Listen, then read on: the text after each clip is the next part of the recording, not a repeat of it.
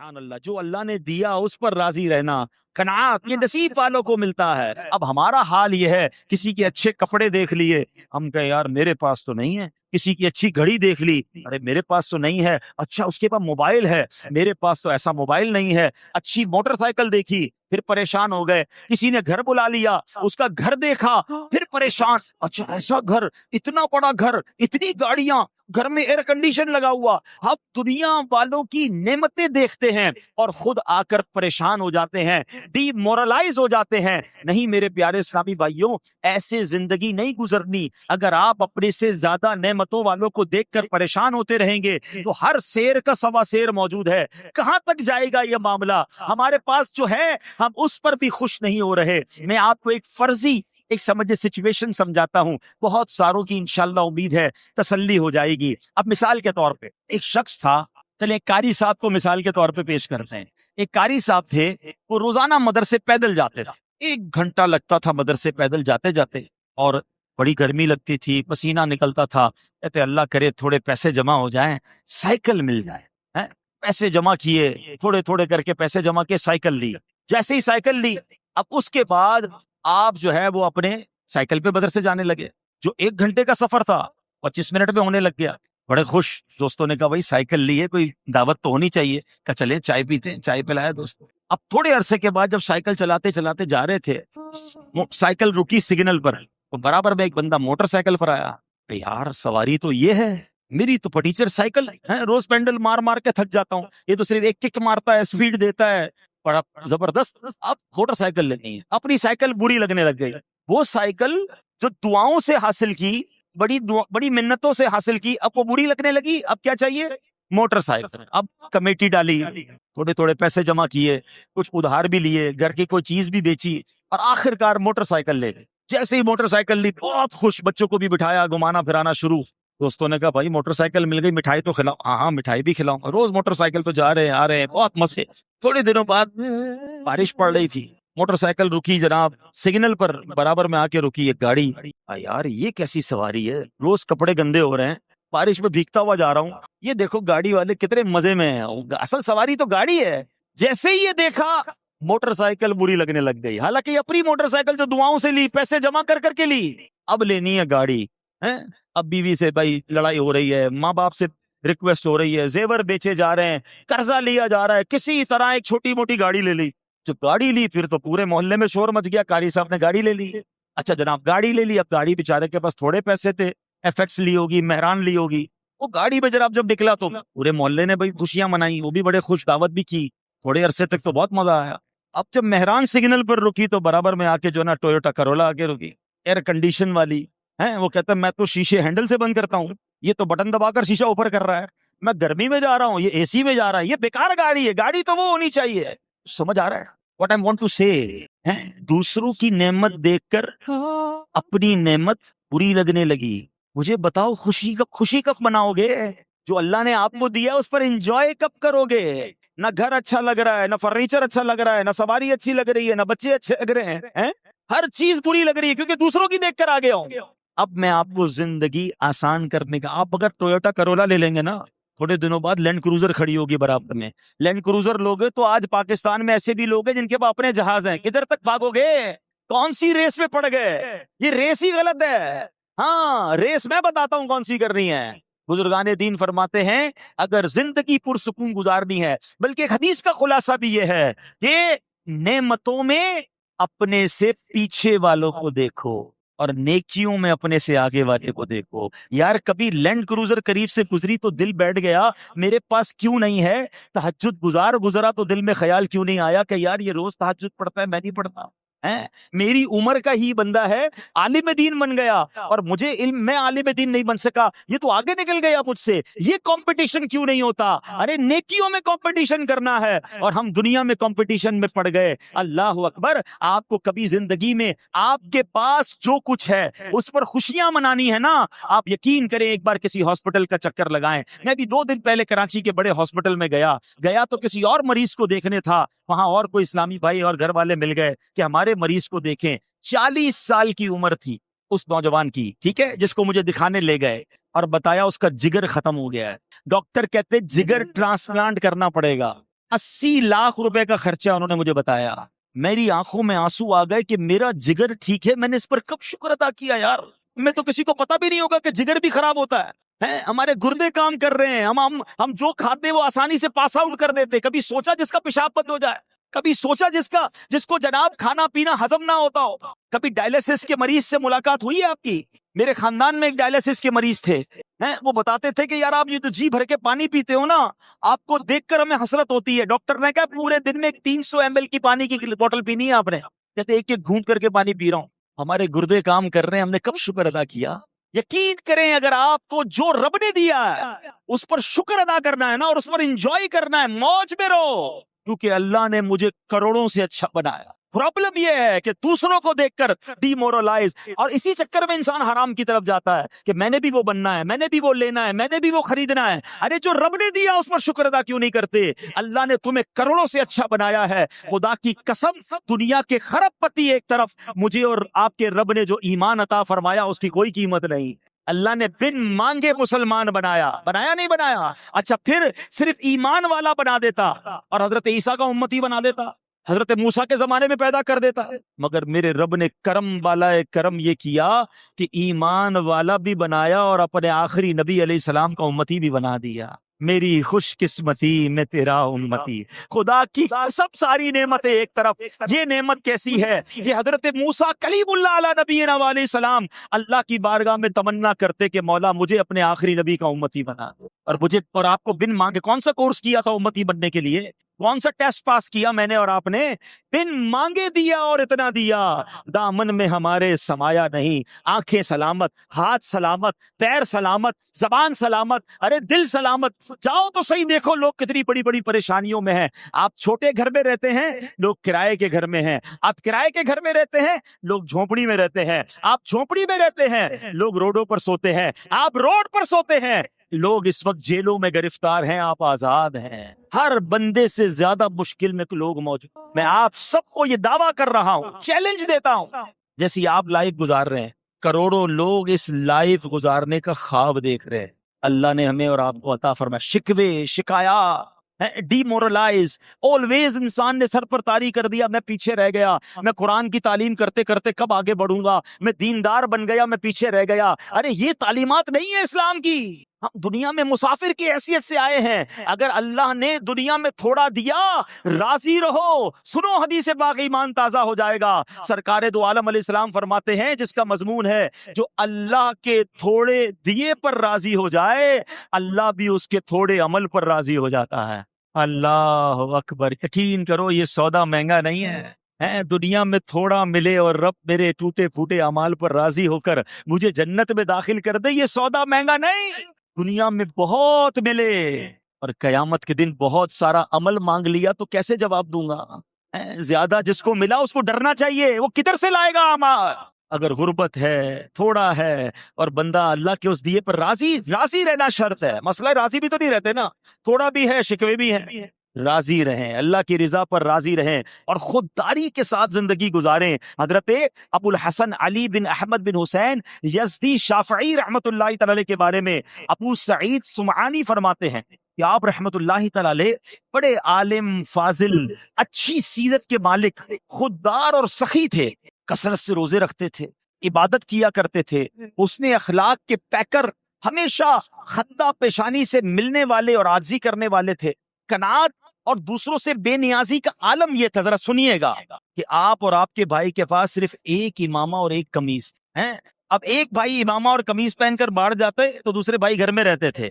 अल्लाह अकबर। क्योंकि बारी बारी वो ये लिबास बदलते। है कोई हमारे पास ऐसा जिसके पास एक इमामा और एक ही कमीज हो, पहनकर आया, अब जब तक वो धुलेगी नहीं दोबारा चेंज नहीं होगा? इतना शिकवा। ऐसी इसके बावजूद किसी से मांगते नहीं थे।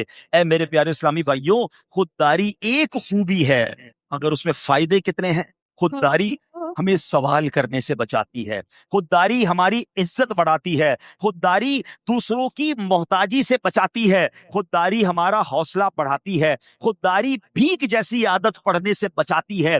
نیز سب سے بڑا فائدہ یہ ہے کہ خودداری مخلوق سے ہٹا کر خالق کی ذات میں مشہور کر دیتی ہے۔ فوکس ہی ایک ہو جاتا ہے، اللہ رب العالمین کی ذات کی طرف رجوع کرنا ہے، اسی سے مانگنا ہے، اسی سے عرض کرنا ہے۔ بلکہ اللہ اکبر، اللہ سے بھی کیا مانگنا ہے، یہ بڑی کمال کی بات آج آپ کو میں سناتا ہوں کہ اللہ کی بارگاہ سے بھی کیا مانگنا ہے، یہ سمجھنا ہے۔ اللہ کرے یہ بات سمجھ آ جائے۔ حضرت رابعہ بصریہ رضی اللہ تعالیٰ عنہ، ان کی خدمت میں ایک شخص نے آپ کو 40 دینار پیش کیے، کہا کہ یہ لیجیے اور اپنی ضروریات پوری کر لیجیے۔ آپ رونے لگی، آسمان کی طرف سر اٹھا کر کہتی ہیں اللہ جانتا ہے میں اس سے بھی دنیا مانگنے میں شرماتی ہوں، حالانکہ وہی اس کا مالک ہے، پھر اس شخص سے کیسے رقم لے لوں جو دنیا کا مالک بھی نہیں ہے۔ میں تو دنیا کے مالک سے بھی دنیا نہیں مانگتی ہوں، اس سے بھی آخرت کا سوال کرتی ہوں، تو دنیا والوں سے دنیا کیسے لے لوں؟ اللہ اکبر۔ یعنی یہ بھی سکھایا بزرگوں نے کہ رب سے صرف دنیا مانگتے رہنا، اے اللہ نوکری بڑھ جائے، پیسے بڑھ جائیں، کاروبار میں ترقی ہو جائے، ٹھیک ہے دنیا مانگ سکتے ہیں، مگر مزہ یہ ہے کہ رب سے آخرت کی بہتری کا سوال زیادہ ہو۔ آپ نبی پاک کی دعائیں اٹھا کر دیکھیں، اللہ کے حبیب علیہ السلام والسلام نے جب بھی دنیا کا کوئی سوال کیا اس کے ساتھ آخرت کی بات کی اور وہ زیادہ کی۔ بڑی مشہور دعا ہے ربنا آتنا فی الدنیا حسنہ، آگے کیا ہے وفی الآخرۃ حسنہ، اور آگے کیا ہے وقنا عذاب النار۔ دنیا ایک بار، اے اللہ دنیا کی بہتری، دنیا کی آسانی عطا فرما، آخرت کی بھی بہتری عطا فرما، عذاب قبر سے بچا۔ سرکار دو عالم اپنے بچوں کے لیے جب دعا مانگتے، ہم بھی مانگتے اللہ بچوں کی خیر فرما، بال بچوں میں محبت عطا فرما، مگر لک ایٹ دا وے، دیکھیے نبی پاک کا طریقہ کیا ہے، ربنا ہب لنا من ازواجنا وذریاتنا قرۃ اعین واجعلنا للمتقین اماما۔ اے اللہ میرے بچوں میں، میری آل اولاد میں محبت اور پیار عطا فرما، انہیں میری آنکھوں کی ٹھنڈک بنا۔ بات تو پوری ہو گئی یہاں پر، نہیں وجعلنا للمتقین اماما، اے اللہ ہمیں متقیوں کا امام بنا دے۔ اتنی پیاری تربیت ہے کہ اللہ سے مانگنا کیا ہے، دنیا والوں سے نہیں مانگنا، مگر رب سے بھی صرف دنیا نہیں، اس کی رضا مانگنی ہے۔ ارے وہ خالق ہے، وہ مالک ہے، میرے ماں باپ سے میں نے مانگا تھوڑی تھا کہ کھانا کھلاؤ، میں پیدا ہوا تو مانگا تھوڑی کہ کپڑے دینا، انہیں معلوم تھا مجھے کیا چاہیے، وہ دیتے رہے، میں بڑا ہوتا رہا۔ ارے جس نے بنایا ہے، جو خالق کائنات ہے، اسے معلوم ہے مجھے کیا چاہیے، میں اسی پر چھوڑ دوں نا کہ میرے مولا مجھے اس حال میں رکھ جس پہ تو راضی ہے۔ سبحان اللہ، جس دن آپ نے اور میں نے یہ ذہن بنا لیا کہ اللہ کی بارگاہ میں دل سے یہ کہیں، دیکھیے دو طریقے ہیں۔ ایک بات یہ ہے کہ ہم پتہ ہے اللہ سے کیا کہہ رہے ہوتے، ہم کہتے ہیں یا اللہ اس حال میں رکھ جس حال میں راضی۔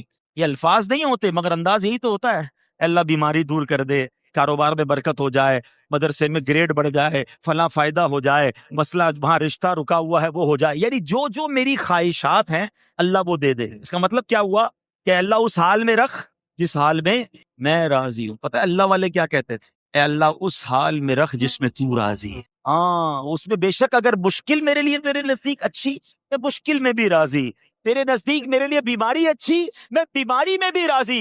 اے اللہ جس میں تو راضی اس میں راضی۔ جس دن آپ کا یہ ذہن بن گیا، آپ نے اللہ کی بارگاہ میں یہ تمنا کی، آپ دیکھو پھر اللہ کریم کی طرف سے کیسے عطائیں برستی ہیں۔ سبحان اللہ، یہ بات ہے کہ بندہ سبمشن کرے اللہ کی بارگاہ میں کہ مولا مجھے اس حال میں مت رکھ جس میں میں راضی، اے مولا مجھے اس حال میں رکھ جس میں تو راضی ہے۔ ہاں یہ اللہ والوں کی بات ہے، سمجھ تھوڑی دیر سے آئے گی۔ میں جے سونا میرے دکھ بچ راضی، جے سونا میرے دکھ بچ راضی، میں سخنوں چلے پاواں، پھر مجھے اس سکھ کو کیا کرنا ہے اگر میرا رب اس میں راضی ہے۔ ہوا تھا نا حضرت ابراہیم کو جب آگ میں ڈالا جا رہا تھا، آئے تھے فرشتے کہ حضور ہمیں بتائیں، ہم ہوا چلاتے ہیں، ہم بارش چلاتے ہیں، آگ بجھا دیتے ہیں۔ آپ نے فرمایا مجھے تمہاری کوئی ضرورت نہیں، میرا رب دیکھ رہا ہے، میرا رب کارساز ہے۔ جب آپ کو بالکل آگ میں ڈالا جانے لگا تو پھر کیا ہوا، جبریل امین آئے کہ حضور آپ ہم سے تو مدد نہیں مانگ رہے، اللہ سے تو مانگ لیں۔ پھر کیا جواب دیا تھا، فرمایا اللہ دیکھ رہا ہے نا، اگر اسے بچانا ہوگا تو بچا لے گا ہے، اور اگر اس بات پر وہ راضی ہے کہ میں جل جاؤں تو میں جلنے کے لیے تیار۔ پھر کیا ہوا، وہ آگ کو ڈائریکٹ اللہ نے حکم دیا، یا نار کونی بردم و سلامن علی ابراہیم، اے آگ ٹھنڈی اور سلامتی والی ہو جائے ابراہیم پر۔ جب بندہ اللہ کی بارگاہ میں سر جھکاتا ہے تو اللہ آگ کو بھی باغ بنا دیتا ہے۔ اگر آج بھی ہو ابراہیم سا ایمان پیدا، فرق یہی تو ہے، ہمارا ایمان وہ نہیں رہا۔ اگر آج بھی ہو ابراہیم سا ایمان پیدا، آگ کر سکتی ہے انداز گلستان پیدا۔ آج بھی آگ باغ بن جائے گی، ایمان وہ چاہیے۔ اے میرے پیارے اسلامی بھائیوں، خودداری اپنانی ہے۔ اب آخر میں اس شخصیت کا واقعہ سن لو جن سے ہم سب بڑا پیار کرتے ہیں، بریلی کے تاجدار امام عشق و محبت اعلیٰ حضرت رحمت اللہ تعالی علیہ۔ آپ کی بارگاہ میں ایک شخص آیا، حاضر ہوا، مرید تھا، مٹھائی کا تحفہ پیش کی، سلام کیا اور مٹھائی کا تحفہ پیش کیا۔ آج حضرت نے فرمایا بتاؤ کچھ اور ضرورت کا نہیں، بس حضور آپ کے دیدار کے لیے آئے۔ آپ نے مٹھائی کا ڈبہ گھر میں بھجوا دیا اور کسی چیز کی حاجت کا نہیں۔ تھوڑی دیر گزر گئی، کہتا حضور ایک تعویذ چاہیے۔ آپ نے تعویذ لکھ کر دیا اور اپنے بچے جو خادم تھا کہا گھر سے جا کے وہ مٹھائی کا ڈبہ لے آؤ۔ ڈبہ واپس آیا، تعویذ بھی دیا، مٹھائی کا ڈبہ بھی دیا، اور فرمایا ہمارے یہاں تعویذ بکتا نہیں، مٹھائی دے کر تعویذ لینے آئے ہو، پھر مٹھائی لے لو اور تعویذ بھی لے لو۔ کیسی خودداری ہے! اور آج مجھے اور آپ کو کوئی بیان پر بلائے، تلاوت پر بلائے، کسی تقریب میں بلائے اور تحفہ نہ دے۔ تو اپنے دل کی کیفیت چیک کریں یار، بڑے کنجوس لوگ ہیں، علماء کی خدمت ہی نہیں کرتے، بلاتے ہی نہیں ہیں۔ غور کریں پھر مقصد کیا تھا آپ کا؟ بیان کرنا، نعت پڑھنا، تلاوت کرنا، یہ کس لیے گئے تھے؟ قرآن پڑھنا اس لیے گئے تھے کہ دنیا کی کوئی چیز ملے؟ نہیں، اللہ کی رضا کے لیے۔ اللہ سلامت رکھے میرے پیر و مرشد امیر اہل سنت کو اور دعوت اسلامی کے خوبصورت اس ماحول کو، جس نے ہماری دعوت اسلامی کے مبلغین کی تربیت فرمائی کہ جناب بیان کرنا ہے، تلاوت کرنی ہے، قرآن خوانی کرنی ہے، نعت پڑھنی ہے، تو کوئی آپ نے لفافہ کہ کوئی ڈیمانڈ نہیں کرنی ہے، اللہ کی رضا کے لیے کام کرنا ہے۔ اور آج بھی آپ دیکھ لیں، وہ مبلغین، وہ علماء، وہ نعت خواں، وہ اسلامی بھائی جو فقط اللہ کی رضا کے لیے کام کر رہے ہیں، اللہ انہیں عروج عطا فرماتا ہے، لوگوں کے دلوں میں ان کی عزت اور بڑھ جاتی ہے۔ تو اے میرے پیارے اسلامی بھائیوں، ہم دین کے داعی ہیں، ہمارا کام لوگوں کو دین کے قریب لانا ہے۔ عام لوگوں سے زیادہ خودداری ہمارے اندر ہونی چاہیے تاکہ لوگ دین کے قریب آئیں۔ اگر دیندار ہی خوددار نہیں ہوگا تو لوگ تو ویسے بھی دین سے دور ہیں، پھر کون دین کے قریب آئے گا؟ تو اے میرے پیارے اسلامی بھائیوں، ہمارے بزرگان دین کس قدر خودداری کی دولت سے مالا مال تھے اور دنیاوی مال و دولت سے بیزار تھے۔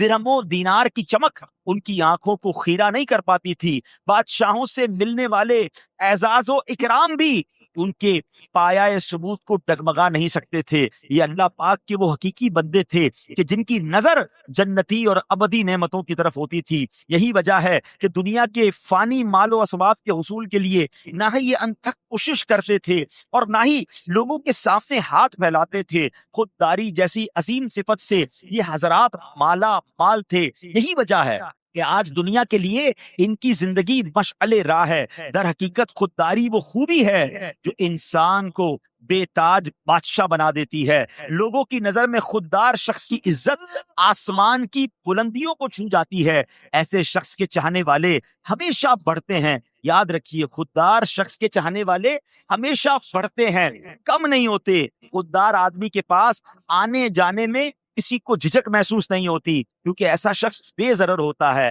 اور یہی وجہ ہے کہ خوددار لوگوں کے لیے، خوددار شخص کے لیے لوگوں کا خلوص جو ہے وہ ہمیشہ باقی رہتا ہے۔ خودداری کی عظمت، سبحان اللہ، اللہ نے قرآن مجید فرقان حمید میں ایک بڑا کمال کا واقعہ یا خوبصورت اوصاف بیان کیے، اس طرف بھی جاتے ہیں، مگر ایک ذرا قول سنیے، ایمان تازہ ہو جائے گا۔ حضرت ابو اسامہ رحمت اللہ تعالی فرماتے ہیں کہ حضرت مسعر بن کدام رحمت اللہ تعالی نے مجھے مخاطب کرتے ہوئے فرمایا کہ سرکہ اور ترکاری پر راضی رہنے والے کو لوگ غلام نہیں بنا سکتے۔ یعنی جس کا کھانا پینا ہی سادہ ہے، جس کے خرچے ہی زیادہ نہیں ہیں، اس کو دنیا کی آسائشوں کے پیچھے بھاگنا نہیں ہے، اس بندے کو کوئی غلام نہیں بنا سکتا۔ اب آئیے قرآن مجید پارہ 3 سورہ بقرہ اور آیت نمبر ہے 273، اللہ قرآن میں کیا ارشاد فرماتا ہے؟ بسم اللہ الرحمن الرحیم، للفقراء الذين احصروا في سبيل الله لا يستطيعون ضربا في الارض يحسبهم الجاهل اغنياء من التعفف تعرفهم بسيماهم لا يسألون الناس إلحافا وما تنفقوا من خير فإن الله به عليم۔ آسان ترجمہ قرآن کنز العرفان، اللہ کریم ارشاد فرماتا ہے ان فقیروں کے لیے جو اللہ کے راستے میں روک دیے گئے، وہ زمین میں چل پھر نہیں سکتے، نا واقف انہیں سوال کرنے سے بچنے کی وجہ سے مالدار سمجھتے ہیں، تم انہیں ان کی علامت سے پہچان لوگے، وہ لوگوں سے لپٹ کر سوال نہیں کرتے، اور تم جو خیرات کرو اللہ اسے جانتا ہے۔ اس آیت کے تحت تفسیر قرآن صراط الجنان میں قبلہ مفسر قرآن مفتی قاسم صاحب دامت برکاتہم العالیہ لکھتے ہیں کہ گزشتہ آیات میں صدقہ دینے کی ترغیب دی گئی، یہاں بتایا گیا کہ ان کا بہترین مصرف، یعنی آپ کے صدقہ خیرات کا بہترین مصرف وہ فقراء ہیں جنہوں نے اپنی جانوں کو جہاد اور طاعت الہی کے لیے روک رکھا ہے۔ یہ آیت اہل صفہ کے حق میں نازل ہوئی، ان حضرات کی تعداد 400 کے قریب تھی، یہ ہجرت کر کے مدینہ طیبہ حاضر ہوئے، ان کے پاس نہ مکان تھا، نہ پراپر لباس تھا، نہ کنبہ قبیلہ تھا، نہ ان کی شادیاں ہوئی تھی، یہ تمام وقت اللہ کی عبادت پہ صرف کرتے تھے، رات میں قرآن کریم سیکھنا، دن میں جہاد کے کام میں رہنا ان کا شب و روز کا معمول تھا۔ انہی حضرات کی صف میں وہ مشائخ، علماء، طلباء اور خادمین بھی داخل ہیں کہ جو دینی کاموں میں مشغولیت کی وجہ سے کمانے کی فرصت نہیں پاتے، یہ لوگ اپنی عزت و وقار اور مروت کی وجہ سے لوگوں سے سوال بھی نہیں کر پاتے اور اپنے فقر کو چھپانے کی بھی کوشش کرتے ہیں۔ لوگ اس وجہ سے سمجھ رہے ہوتے ہیں کہ ان کا تو گزارا بڑا اچھا ہو رہا ہے، یہ سوال تو نہیں کر رہے، مگر یہ خوددار ہوتے ہیں۔ حقیقت حال اس کے برعکس ہوتی ہے۔ اگر کچھ غور سے دیکھا جائے تو ان لوگوں کی زندگی کا مشقت سے بھرپور ہونا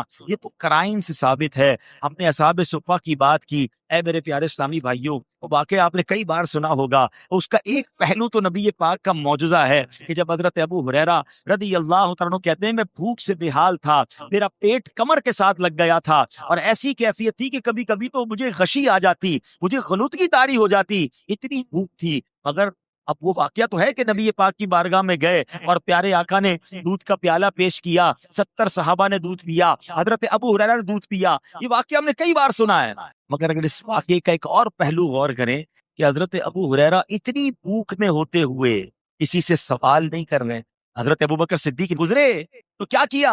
حضرت ابو ہریرہ نے حضرت ابوبکر صدیق رضی اللہ عنہ سے کوئی شرعی مسئلہ پوچھا، یہ نہ بتایا کہ بھوک ہے، یہ نہ بتایا کہ کچھ کھانا ہے، خودداری نے اس بات کی اجازت نہ دی۔ اللہ اکبر، جب نبی پاک علیہ الصلوۃ والسلام تشریف لائے تب بھی حضرت ابو ہریرہ نے کچھ نہ کہا، مگر کونین کے والی تو دل کے حالات جانتے ہیں نا، میرے آقا نے حضرت ابو ہریرہ کو دیکھتے ہی پہچان لیا کہ وہ بھوک سے بے حال ہیں۔ حضرت ابو ہریرہ کو نبی پاک ساتھ لے گئے اور سبحان اللہ پھر کیا ہوا کہ حضرت ابو ہریرہ کے ہاتھوں سے ہی نبی پاک نے 70 صحابہ کو دودھ بھی پلوایا، سب کا پیٹ بھر گیا، ابو ہریرہ رضی اللہ تعالیٰ عنہ بھی سیراب ہو گئے۔ اللہ اکبر، مگر سیکھنے کو کیا ملتا ہے کہ اس قدر تکلیف میں تھے، اس قدر پریشانی میں تھے، مگر زبان پر سوال نہیں تھا، زبان پر آسکنگ نہیں تھی۔ وہ کہا جاتا ہے نا کہ زبان پر شکوائے رنج و علم لایا نہیں کرتے، زبان پر شکوائے رنج و علم لایا نہیں کرتے، نبی کے نام لیوا غم سے گھبرایا نہیں کرتے۔ تو آج ہم نے یہ سیکھنا ہے، یقیناً مہنگائی کا دور ہے، یقیناً کافی لوگ ایسے ہوتے ہیں کہ جن کا جناب گزارا مشکل ہوتا ہے، مگر دنیا والوں کے مال کی طرف توجہ، دنیا والوں سے مانگنے کی طرف، دنیا والوں سے جناب کچھ مل جائے اس کی طرف توجہ دینے والا اپنا وقار کھو دیتا ہے، اپنی عزت کھو دیتا ہے، پھر لوگ بھی اس کے قریب نہیں آتے۔ اگر آج ہم دین کے داعی ہیں، ہم مبلغین ہیں، ہم اساتذہ ہیں، تو ہمیں یہ سوچنا ہوگا کہ ہمارا ہمیشہ کی طرح ایک ہی مقصد ہونا چاہیے کہ میرے تمام معاملات کے لیے میرا رب کافی ہے، میں نے اپنے رب کی بارگاہ میں عرض کرنا ہے، میں نے کسی دنیا دار کے آگے، میں نے کسی مالدار کے آگے پیچھے نہیں گھومنا، نہ اس کی نعمتوں کی طرف نظر رکھنی ہے۔ قرآن مجید فرقان حمید میں ایک اور جگہ ارشاد ہوا، ارشاد کیا ہوا؟ وَتَزَوَّدُوا فَإِنَّ خَيْرَ الزَّادِ التَّقْوَىٰ، آسان ترجمہ قرآن کنز العرفان، اور زاد راہ ساتھ لے لو، پس سب سے بہتر زاد راہ یقیناً پرہیزگاری۔ اس آیت کے تحت تفسیر قرآن صراط الجنان میں بڑی کمال کی معلومات ہے۔ بعض یمنی لوگ حج کے لیے بغیر سامان سفر کے جاتے تھے، اچھا، اور اپنے آپ کو متوکل کہتے تھے، کوئی سامان نہیں لینا، سفر کریں گے توکل کریں گے، جس کے پاس جا رہے ہیں اللہ کی بارگاہ میں جا رہے ہیں، حج کرنے جا رہے ہیں، وہی عطا فرمائے گا۔ اور پھر وہاں جا کر بھیک مانگتے اور کبھی غصب اور خیانت بھی کرتے۔ تو ان کے بارے میں یہ آیت نازل ہوئی اور حکم ہوا کہ سفر کا سامان ساتھ لے کر جاؤ، دوسروں پر بوجھ نہ ڈالو، سوال نہ کرو کہ یہ تمام چیزیں تقوی اور توکل کے خلاف ہیں، اور تقوی بہترین زاد راہ ہے۔ یہ بھی سمجھا دیا گیا کہ دنیاوی سفر کے لیے سامان سفر ضروری ہے، ایسے ہی سفر آخرت کے لیے پرہیزگاری تقوی کا سامان لازم ہے۔ آخرت کا سفر کامیاب کرنا ہے تو تقوی کام آئے گا۔ اے میرے پیارے اسلامی بھائیوں، پتہ کیا چلا؟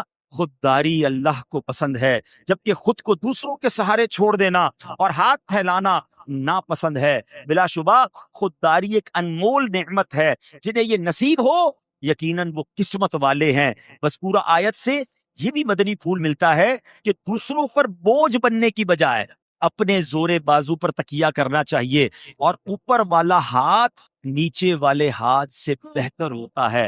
بعض لوگوں میں دوسرے لوگوں سے مانگنے کی ایسی عادت راسخ ہو جاتی ہے، اتنے عادی ہو جاتے ہیں کہ انہیں نیم فقیر بھی کہا جا سکتا ہے۔ اب مثال دیتا ہوں، ایسی عادت بن گئی ہے کچھ لوگوں کی کہ جب آپ ان کے پاس کے جائیں نا، اس طرح کی باتیں آپ کو سننے کو ملیں گی، ذرا یہ دیجیے گا، اچھا وہ دیجیے گا، وہ ذرا دیجیے گا مجھے، اچھا پھر کہیں گے یار فلاں چیز کچھ دیر کے لیے مل سکتی ہے، مجھے فلاں چیز چند دنوں کے لیے چاہیے۔ یار ہم تو دوست ہی ہیں نا، آپ کی چیز تو میری چیز ہے، ہیں؟ اچھا پھر کبھی کہیں گے دوست دوست کی مدد نہیں کرے گا تو کون مدد کرے گا؟ اچھا تو اپنا بھائی ہے نا، دوست تو دوست کے لیے جان بھی دیتا ہے، اتنے سے پیسے نہیں دے سکتے، اچھا تھوڑے پیسے دے دو، پرانے باقی ہیں اس کو ملا کے بعد میں دے دوں گا۔ تو ان کا تکیہ کلام، ان کا روز یہی کام ہوتا ہے، اور پھر ایسے لوگوں سے لوگ دور بھاگتے ہیں، ان کا فون بھی نہیں اٹھاتے۔ ہاں اگر وہ مثال کے طور پہ استاد بھی ہو نا تو شاگرد پھر دور ہٹنے لگ جاتا ہے، گھر والے فیملی کے لوگ دور ہٹنے لگ جائیں گے، امام ہے تو نمازی دور ہو جائیں گے۔ آپ دیکھیں خوددار آدمی کی عزت ہوتی، لوگ آپ کو کبھی بھی یہ مثال اس آدمی کی نہیں دیں گے کہ یار اس کو جو تحفہ دیتا ہوں رکھ لیتا ہے، اس میں کیا فضیلت ہے، بلکہ بعض اوقات تو یہ شکایتیں ملتی ہوتی یار یہ بندہ ہر وقت مانگتا رہتا ہے۔ لیکن فضیلت کے باب میں، عزت کے باب میں آپ ہمیشہ سنیں گے کہ یار فلاں کو اتنا بڑا تحفہ دیا اس نے منع کر دیا، یار یہ حضرت تو کچھ لیتے ہی نہیں ہے، ان کو پیش کرتے پھر بھی نہیں لیتے۔ عزت کس میں ہے؟ یہ بات سمجھنی ہے۔ جس دن آپ کو یہ بات سمجھ آ گئی نا کہ ہم بھلے، اللہ رب العالمین کی عطائیں بھلی، امیر اہل سنت کا جملہ بڑا کمال کا ہے، بہت پیاری بات، کہتے ہیں نا بڑوں کی باتیں بھی بڑی ہوتی ہیں۔ آج میرے اس پورے بیان کو اگر میں کہتے ہیں نا کہ اس دریا کو کوزے میں بند کرنا چاہوں نا، یہ ایک جملے میں آپ کو بیان کرنا چاہوں تو امیر اہل سنت نے اس پورے ٹاپک کو ایک جملے میں بیان کر دیا۔ آپ فرماتے ہیں دینے والا آہ کر کے دیتا ہے، واہ کر کے نہیں دیتا۔ بات سمجھ آئی؟ ہم سمجھتے ہیں نا یار یہ تحفہ ہی دے رہا ہے، میرا بڑا معتقد ہے جناب، میرا نمازی ہے، میرا اسٹوڈنٹ ہے، اور جب دیکھیں بھائی مجھے کچھ چیزیں لا کے دے رہا ہوتا ہے، میری سودا سلف لا کے دے رہا ہوتا ہے۔ یاد رکھیے یہ دینے والا آہ کر کے دے رہا ہے، یہ کہیں نہ کہیں آپ کو ذلیل کر سکتا ہے، یہ کہیں نہ کہیں بیان کر دے گا، ہیں بیچ چوراہے پہ آ کے دوسروں کو بتائے گا کہ حضرت کو میں یہ دیتا ہوں، واہ کر کے نہیں دیتا۔ یاد رکھیں، اور آپ نے جب کسی کو کوئی چیز لینے سے منع کیا کہ نہیں مجھے نہیں چاہیے، آپ دیکھیں اس سے آپ کی عزت بڑھے گی۔ وہ جو نارمل تحفے ہیں جو جس کی شریعت نے اجازت دی ہے، جس سے محبت بڑھتی ہے، جو بہت کم قیمت کے ہوتے ہیں، تسبیح ہو گئی، قلم ہو گیا، وہ الگ بات ہے، لیکن آپ میری بات سمجھیے کہ دوسروں پر نظر، دوسرے میری ہیلپ کریں، مجھے کوئی اور کھلائے، مجھے کوئی اور رقم دے، میرے ساتھ کوئی اور بھلائی کرے اور ہر وقت کرتا رہے، یہ کرنے والا اپنی عزت برباد کر دے۔ زمانے میں عزت کے ساتھ جینا ہے تو بزرگوں کے ان واقعات پر غور کریں کہ کیسے ہمارے بزرگان دین جو ہیں، اللہ اکبر، اور سبحان اللہ، قرآن و حدیث کے ذریعے دیکھیں۔ اب حدیث پاک سناتا ہوں، ذرا سنیے گا۔ حضرت ابو امامہ رضی اللہ تعالیٰ فرماتے ہیں کہ نبی پاک علیہ السلام چند صحابہ کے ساتھ تشریف فرما تھے، آپ نے ہاتھ بلند کر کے 3 مرتبہ فرمایا کون میرے ہاتھ پر بیعت کرے گا، کون میرے ہاتھ پر بیعت کرے گا، 3 مرتبہ فرمایا، سوائے حضرت ثوبان کے کوئی بھی کھڑا نہیں ہوا۔ تو انہوں نے کھڑے ہو کے عرض کی کہ حضور، ہم میرے ماں باپ آپ پر قربان، میں نے ایک دفعہ آپ کے ہاتھ پر بیعت کی، پھر دوبارہ بیعت کی، یا رسول اللہ میں کس چیز پر آپ کی بیعت کروں؟ نبی پاک علیہ السلام نے ارشاد فرمایا اس بات پر کہ تم لوگوں سے کسی چیز کا سوال، لوگوں سے کبھی کوئی سوال نہیں کرو گے، ان سے نہیں مانگو گے۔ نبی پاک نے فرمایا ایسا کرو گے تو تمہارے لیے جنت ہے۔ حضرت ثوبان نے عرض کی یا رسول اللہ علیہ السلام، اگر میں آپ کے ہاتھ پر بیعت کروں اور لوگوں سے سوال نہ کروں تو کیا میرے لیے جنت ہوگی؟ ارشاد فرمایا ہاں انشاءاللہ عز و جل۔ حضرت ثوبان رضی اللہ تعالیٰ نے عرض کیا اس ذات کی قسم جس نے آپ صلی اللہ تعالیٰ علیہ وسلم کو حق کے ساتھ نبی بنا کر بھیجا ہے، میں اپنی زندگی میں کبھی بھی لوگوں سے سوال نہیں کروں گا۔ جنت کی بشارت دی ہے نبی پاک نے۔ تو لوگوں سے سوال نہ کریں۔ ایک اور حدیث پاک سنیں، سرکار دو عالم صلی اللہ تعالی علیہ وسلم کیا فرماتے ہیں؟ حضرت حکیم بن حزام فرماتے ہیں میں نے اللہ کے رسول علیہ السلام سے کچھ مانگا، آپ نے دے دیا، پھر مانگا، پھر نبی پاک نے عطا فرمایا۔ اچھا پھر نبی پاک نے فرمایا اے حکیم یہ مال خوش نما ذائقہ ہے، جو اسے دلی بے پرواہی سے لے گا اسے اس مال میں برکت دی جائے گی، اور جو اسے نفسانی طمع سے لے گا اس کے لیے برکت نہ ہوگی، وہ اس کی طرح ہوگا جو کھائے اور سیر نہ ہو، اوپر والا ہاتھ نیچے والے ہاتھ سے بہتر ہے۔ حضرت سیدنا حکیم نے عرض کی یا رسول اللہ علیہ السلام اس کی قسم جس نے آپ کو حق کے ساتھ بھیجا، حضور میں آپ کے سوا کسی سے کچھ نہ مانگوں گا یہاں تک کہ دنیا چھوڑ۔ حکیم الامت مفتی احمد یار خان نعیمی رحمت اللہ تعالی علیہ اس حدیث پاک کے تحت کیا سمجھاتے ہیں ہمیں سنیے۔ آپ فرماتے ہیں زمانہ جاہلیت میں لوگ مانگنے کو عیب نہیں سمجھتے تھے، بلا ضرورت بھی دستے سوال دراز کر دیتے تھے۔ نو مسلم اسی عادت کے مطابق اولاً مانگتے تھے، نبی کریم علیہ السلام اکثر انہیں دے کر پھر سوال سے منع کرتے تھے۔ اے میرے پیارے اسلامی بھائیو یاد رکھیے جو صبر و قناعت کے ساتھ مال لے اس طرح کے ناجائز کی طرف نظر نہ اٹھائے اور جائز مال کی بھی ہوس نہ ہو، تو اگرچہ اس کے پاس مال تھوڑا ہوگا اس میں برکت ہوگی، کیونکہ اس میں اللہ پاک اور اس کے پیارے حبیب علیہ السلام کی رضا شامل ہوگی۔ خیال رہے کہ مال کی زیادتی اور ہے اور برکت اور ہے، یہ بڑا پرابلم ہے۔ آج لوگ کہتے ہیں جس کے پاس گاڑیاں ہیں، بنگلہ ہے، بہت پیسے، اس کو بڑی برکت ہے۔ نہیں، مال کی زیادتی اور ہے، مال میں برکت اور ہے۔ مال کی زیادتی کبھی ہلاک کر دیتی ہے، مگر برکت مال میں جو ہوتی ہے وہ دین و دنیا میں رحمت کا باعث ہوتی ہے۔ برکت والا تھوڑا پانی بھی پیاس بجھا دیتا ہے اور بہت سا پانی بعض اوقات ڈبو دیتا ہے۔ تو کوانٹٹی میں برکت نہیں ہے، یہ جملہ یاد کر لیں، کوالٹی میں برکت ہے، تعداد میں برکت نہیں ہے، معیار میں برکت ہے۔ تھوڑا بھی ہو اور برکت والا ہو تو وہ بعض اوقات بہت سارے سے زیادہ ہوتا ہے۔ تو مانگ کر کسی اور سے جناب مال لے کر یا ہوس کے ساتھ مال کما کر بھی ہم برکت حاصل نہیں کر پاتے۔ اے میرے پیارے اسلامی بھائیوں، اب بڑی پیاری بات مفتی صاحب نے فرمایا اوپر والا ہاتھ سے مراد دینے والا ہے اور نیچے والے ہاتھ سے مراد مانگ لینے والا ہاتھ ہے، مانگ کر لینے والا ہاتھ ہے۔ یہاں دینے اور لینے سے بھیک مراد ہے، اولاد کا ماں باپ کو پیش کرنا، مرید کا اپنے پیر کو کوئی ہدیہ پیش کرنا، تو یہ اس کے منافی نہیں ہے، یہ اور چیز ہے۔ انصار صحابہ بھی نبی پاک کی بارگاہ میں تحائف لایا کرتے تھے، یہ اور ہے۔ تو سبحان اللہ، بڑی پیاری بات فرمائی مفتی صاحب نے کہ ہماری کھالوں کے جوتے بنے اور رشتہ جان یعنی سانس کے تسبے بن جائیں، اور نبی پاک علیہ السلام اسے استعمال فرما لیں، وہ بھی ان کے جو حقوق ہیں اس حق کا کروڑواں حصہ بھی ادا نہیں۔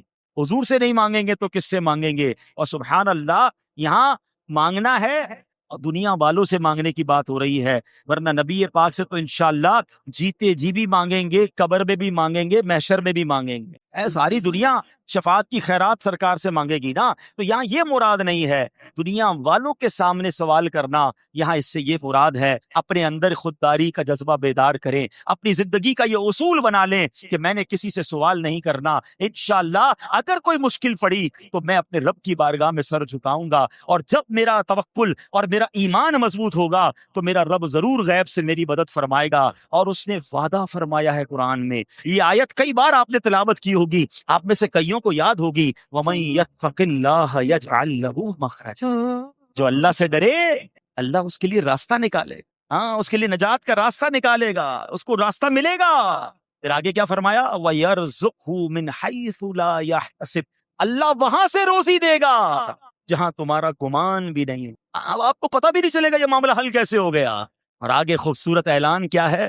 وَمَن يَتَوَكَّلْ عَلَى اللَّهِ فَهُوَ حَسْبُهُ، جو اللہ پر بھروسہ کرے اللہ اس کے لیے کافی ہے۔ بس یہ آج پیغام لے جاؤ، جو اللہ پر بھروسہ کرے اللہ اس کے لیے کافی ہے۔ انت الکافی، اللہ کافی ہے، اللہ کافی ہے، اللہ شافی ہے، مجھے کسی اور کی ضرورت کیوں ہے؟ جس دن آپ نے یہ خودداری اپنے اندر پیدا کر لی، مضبوط کر لی، اور یہ ذہن میں بنا لیا کہ اللہ اس حال میں رکھ جس میں تو راضی ہے، پھر دیکھیں غیب کے خزانوں سے کیسے عطائیں ہوتی ہیں۔ اللہ مجھے بھی یہ توفیق نصیب فرمائے، آپ کو بھی نصیب فرمائے۔ اللہ ہماری دعوت اسلامی کو سلامت رکھے، مرتے دم تک اس دعوت اسلامی کے ماحول سے ہم سب کو استقامت عطا فرمائے۔